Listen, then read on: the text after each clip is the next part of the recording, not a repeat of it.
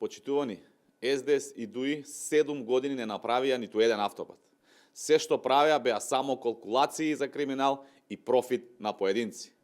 Автопатот од Скопје до Блаце во должина од само 10 км е испроектиран по траса која ќе ја чини државата 300 милиони евра. Каде е проблемот?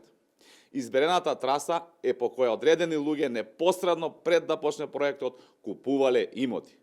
Очигледно е дека врвот на ДУИ и СДС сакал сериозно да профитира од експроприацијата. И траса со многу тунели.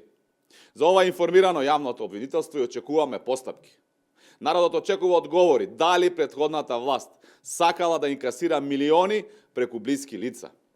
Јавното обвинителство да покрене постапка и да даде одговори.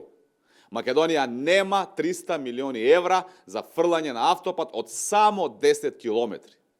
Трасата треба да се препроектира и да се добие автопат по далеку помала цена. Загуба за државата нема да има никаква, ќе има само за луѓето блиски до поранешната власт кои сакале да инкасираат милиони. Недозволиво е да се трошат стотици милиони евра за проекти кои може да чинат многу помалку. СДС и ДУИ не работеле за да направат автопат, туку за да профитираат. Неодговорното и неспособното однесување заврши со нив.